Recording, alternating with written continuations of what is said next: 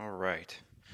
Let's get this out of the way first. The thoughts, views, and opinions expressed on Tailboard Talks Firefighter Podcast are solely those of the speakers, guests, and host, and do not in any way represent the thoughts or views or opinions of any other employer, partnership, or sponsor.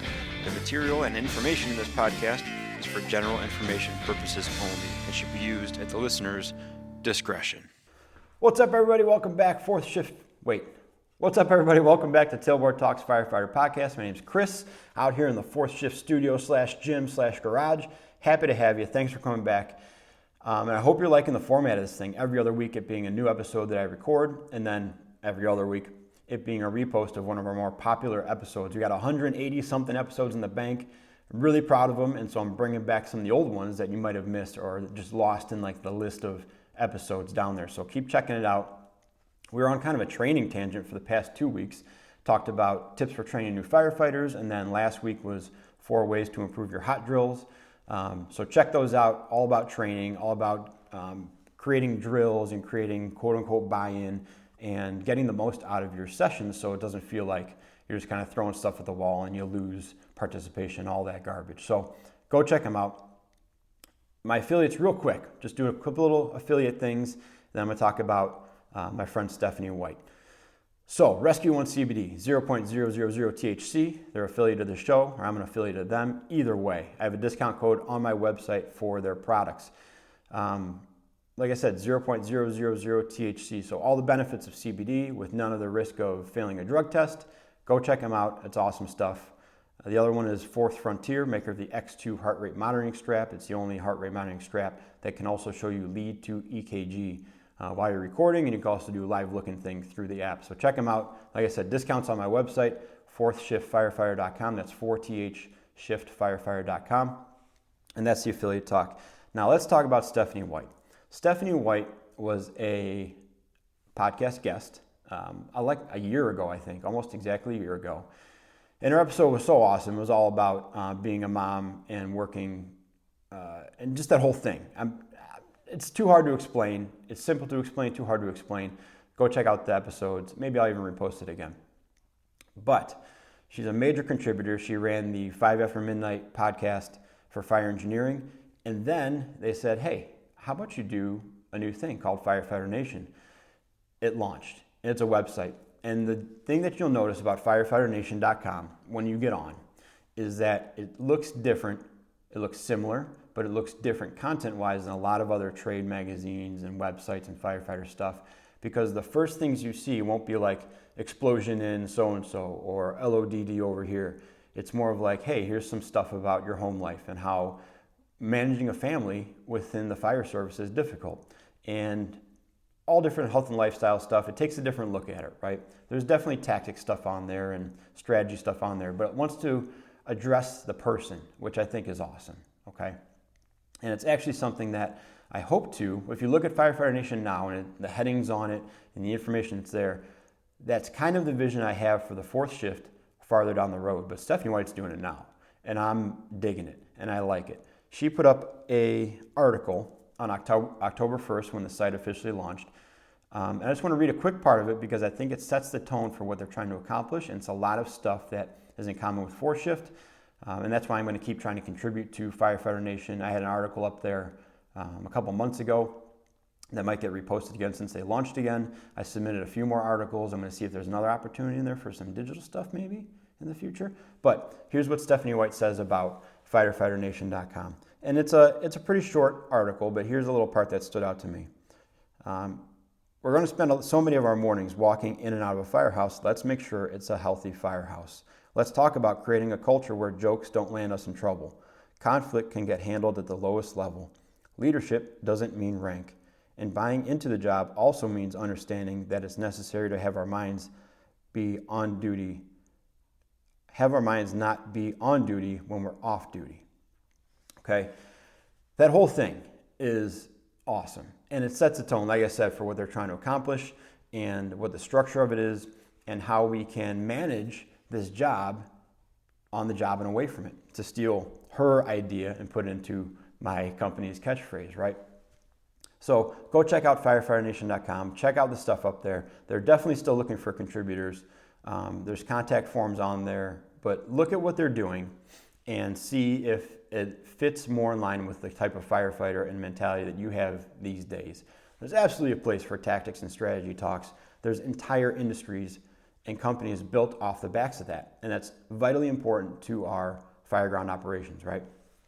I think Stephanie White and Firefighter Nation are going to fill a major gap in the lifestyle, wellness, health, consciousness part of firefighting. And I think it's desperately needed on a scale that she's able to provide it. And I hope you guys see a lot of value in that website. Now, this isn't a commercial for them. Like I said, I've contributed an article to them. I'm trying to contribute more. But it's somebody in the industry who's doing the job right now. She's still on the job on the East Coast. Going to work every third day, doing her job, contributing back to the community, and showing us all the side that we know exists. But unless you have the right crew and the right environment around you, you might not be able to tap into. But she's providing it with her team on a large scale, which it's awesome. It's awesome. So go to firefighternation.com, check it out, check out the articles, check out the links, see if you like what's going on there. Let me know, and then keep a lookout. Maybe I'll get some more articles up there. Now, today's episode, as I always say, might be a quick one because I just have one thing I want to run through real quick. And one of the guys that I worked with, the lieutenant that I worked with for a couple of years, is retiring like tomorrow or something like that. He's going off the job. But he started saying something, and I noticed it more in the past year and a half when I was working with him. And he would just drop this little gem in sporadically, but pointedly, right? And he would say that suffering is not a prerequisite. And he would typically say this when we were already condemning ourselves to having a bad time or suffering through something or rolling our eyes or saying like, well, this is going to suck. And he would say, suffering is not a prerequisite for this job. And after so many times of hearing it, I was like, I think I know what he's talking about. Now, I've never talked to him directly about this quote, and I don't want to because it's almost like a don't meet your heroes type of thing. I've taken that quote and turned it into something that works for me. And so I'm not really concerned about what he wants it to mean because it works for me, so I stole it. And I don't use it as much as he does, but it's always in my mind because it's so easy to fall into that mindset of predetermined suffering, right? There are absolutely some parts of this job, some calls, some phases in your career, some assignments, some crews, all different categories of stuff in the job that you might suffer through, or you feel like you have to suffer through, or just get through, or this is just not what I want to be doing, or the place I want to be doing it. Suffering is going to happen, most likely, right? And that's not condemning you to suffering. It's just saying like, that's part of the deal, man. You're here for up to 30 years. There's going to be some parts of this thing that you don't love 100%. But you don't need to predetermine your suffering with every single thing that comes up, okay? And that's something that we've noticed with like training evolutions, calls especially, right? When you get called out for the 5th time for the same person or the same nuisance issue that keeps going on. And before you hear the address and you already determine that this is going to suck. This is going to be a waste of time. This is going to be frustrating. This is going to be a pain in my butt. I can't wait to get this over with. Why do we have to go out on this call? Why do we have to deal with this thing again? All that stuff. Or even just training in general. Hey, we have multi-company training today. Oh, I bet it's going to be this again. Or great, we can do this again. You're predetermining how bad this thing's going to be. You're instilling suffering before anything even happens. And I don't think that needs to happen the majority of the time. And I understand why it happens. I get it. Because after a long time doing this thing, there's some things that you gain a bias towards and against, for and against, right? But suffering is not a prerequisite. And a lot of times the suffering that we impose on ourselves is undue or completely unnecessary or something that we use as kind of a dark humor to get us through it, but we may not even have to do that, right? And so I want to give a little piece of advice here to both the younger members and the older members with the thought of this suffering is not a prerequisite tagline, right? And so I'll start with the junior members. Keep in mind when you're a junior member and you hear an old guy say like, well, this is going to suck, or great, same old thing as always, or why do we have to deal with this? And they're bringing up their grievances about the job, whatever it is, right? Training calls, whatever. They've had maybe decades of experience with something, that exact thing or something very similar to it, and they have the track record and the scars and the baggage of all those things happening. So in their mind, This thing, although it may be a couple degrees different than that thing that pissed them off 10 years ago, is the same thing right out of the gate. They've more or less earned the right to determine that that thing sucks, right? They've more or less earned the right to have a not stellar attitude going into this, whatever it is. You as a new member probably haven't earned that right to have that mentality or that opinion or that outlook yet. But a lot of times you'll see that and say, well, I don't mind doing this thing. I don't mind going on these calls. I actually like being on the ambulance because I figure if I'm going to make a difference, if I'm going to help somebody, it's probably going to be on the ambulance, right? Our chances for a vendor search or a grab of any sort or a first in fire are so much lower than impacting someone on a medical call, right? And it doesn't have to be a ROSC or something that drastic. It can be simply helping grandma lock up her house and turn off her lights before you transport her, or the small acts of kindness that you can do throughout the day for the citizens, right? Those things can have a major impact, but we kind of condemn ourselves to like another nuisance call type of thing. And after hearing that so many times, you might start to be like, hey, I'm on the ambulance today, and you'll hear people say, oh, that's the worst ever. Like, being on the ambulance in this department is just bad, and you're in charge of it, that's even worse. And why don't they do this? Why don't they do that? And you may not feel that way. You may feel like, well, I like this part of the job. I don't mind it at all, so I don't mind doing it. After a while, you might feel like, should I feel like I hate this job? Should I be more angry that I'm in charge of the ambulance today? Should I not like training because that guy doesn't and he's smart and he's been around for a while, so if he doesn't, maybe I should not like training or these calls too. And you start to take on these personas that aren't yours and these ideas and these feelings that you don't have, but you feel like you should. You feel like you should be angry at something or you should be upset about something. And it's not genuine to you, but you take it on, right? And then over the course of time, it does become genuine to you because that's your canned answer for anything that comes along is, well, this is going to suck, or this is stupid, or this is just like that other time, or I still don't get why we're doing this. We've been doing the same drill for the past 10 years. Why don't we do something different?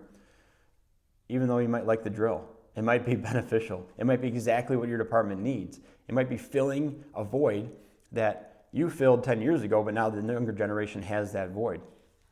So I'm still talking to younger members here. Try to keep in mind, are you acting this way, or are you saying these things because you actually feel them, or because the old guy is saying them and feeling them and you think you should feel the same way as him, right? Don't fall into the trap of the old guy, or the jerk, or the pessimistic guy, or the slug, because it seems cool. Because the flip side of this is that there's more people that may feel like you do than you think, because they're not the vocal ones. The people who are content or happy or fulfilled in their job typically aren't going around telling people how content or happy or fulfilled they are in their job. They're just doing their job, and they're doing a good job at it. And their attitude isn't stellar or amazing or shining, but it's not bad, right? They're just doing their thing, and they find fulfillment where they can. They take their lumps when they have to, and they just keep moving. The people who are angry or antagonistic or unfulfilled or feel stifled or wronged, they're the ones you're going to hear. Those are the squeaky wheels that you will hear and you have to pay attention to purely out of volume and content alone and frequency alone. So it might be easier to be like, man, I talked to 5 people today and 3 of them hate this drill. Well, the people that you probably won't talk to are the ones that are like, yeah, I like this drill. I've done it every year for the past 10 years, and every time I learn something new or it brushes me up on it, or it's an infrequent thing, the old high risk, low frequency deal. So yeah, it's got value to it. Those people aren't flying those flags all around your department saying how good the stuff is. They're just doing the stuff, okay? You're going to find that there's more people that fall in line with your mentality of liking the job, liking the training, feeling valuable, feeling fulfilled, purposeful in your actions with these calls than you might think, because they're the silent majority, okay? And if you keep down that path, you'll slowly but surely start to identify them and even attract them. And you'll even see that some of the people at the top are more in line with you than the scorned person next to them, even though they might be in the same generation as them. Because they don't want a group of young guys coming up thinking they have to be salty and scorned and all street hard because they think they should. That takes a lot of time to develop and hone and use effectively. They want people who are, I don't want to say appreciative, but like grateful to be there, accepting of the opportunity, eager to help, eager to get better, want to continuously push and improve. That's what they want. So there's a separation there, that middle management separation, or that elder millennial kind of separation of guys who are settled in and disgruntled, and then past that you might find more people than you think who are encouraging of progress and like the positive attitude. Now if you're an older guy, so that's the younger guys, right? Just be aware, right? Don't take on these personalities if they're not yours just because you feel like you should. If you're an older guy, understand the impact you're having on these younger guys, man. It might be just a throwaway comment to you, or it might be rooted in decades and decades of being pissed off at the department for one reason or another. But you have the ability, whether you like it or not, whether you know it or not, and you probably do know it and you're probably just using it. You're using your powers for evil, not good, right? Because it's easy to be evil, super easy. You have the ability to screw up some new guys. And not in a funny way, but in like an actually hurt their career way, hurt their career pathway. Just by making the comments about how much stuff sucks or how much you have to hate this job because you're not running into burning buildings and making grabs every day so everything else is garbage, or how valueless you see certain calls or certain clientele or situations. You have the ability to ruin this job for people. And once you go down that road, it's hard to get back from it. Because if you've adopted this character, if you as an old guy have adopted this character that you think you should feel like, and that's ingrained in you now, 20 years later, it's very, very hard to go back on that and be like, you know what, I kind of wasted the past 15 years being a grunty, kind of grumbly guy, and I don't like that, so I'm just going to flip the page now and I'm going to be the person I wanted to be. That's a really hard transition to make because it looks disingenuous. It looks like you're scheming or you're up to something, and you're not going to be very good at it. So you're going to fall down a lot, and you might just revert back to your old ways. They might give you an opportunity to say, okay, if you want to turn this page over, go for it. I'll give you an opportunity. But you shedding that negative attitude is very hard to do. So you might step on your own self a few times along the way and kind of confirm that, like, you know what, I gave him a chance, and he just took the easy way out again and kind of burned me on that one. So he's just the same old person we thought he was, right? It's a difficult path to walk back. You also have a responsibility to know that those young guys coming on who like the job and don't mind being on the ambulance or are accepting of more responsibility or are enthusiastic about pub ed or any of that stuff, those people wanting to do that stuff and being into it may mean that you don't have to. So don't ruin that for yourself. Don't spoil them to the point where they don't want to do that stuff now, and now you have to do it because you're the senior guy and you know the most, so we're going to put you in that position because you've done all the pub ed, so you're good at it, so you go do it. Take advantage of the youth and the energy and the enthusiasm of the membership coming up. Don't poison them with your garbage because you're pissed off at some captain that retired 10 years ago who screwed you over or didn't screw you over, you just feel like they did, and now you have to take it out on everybody else and screw up their day and bring on the whole station. Understand the power you have just by existing in a negative space like that and the influence you have, whether informal or formal, on the new membership, okay? And if you know that and you still do it, well, then you're just a jerk, and I got nothing for you. Like, that's a choice that you're making, and you're a pain, and you're probably in the way, and you probably should go. Now, there's a lot of people in the middle ground, right? And I don't want to play this game where like you're either an A player or you're an F player, and there's no middle ground, right? It's not all Navy SEALs or doorstops. That's not the way we're doing it here. What I'm saying is those are the easiest two to make examples of, right?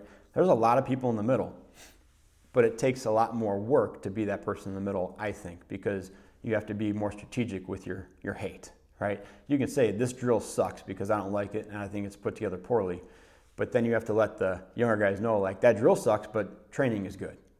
There's a lot of not double talk going on, but you got to be very secure in your opinions there. Otherwise, it's just too easy to say everything sucks, everything's stupid, I can't wait to get out of this place. I wish they would quit screwing with me and just let us do our thing, blah, blah, blah, all the things you've already heard, right?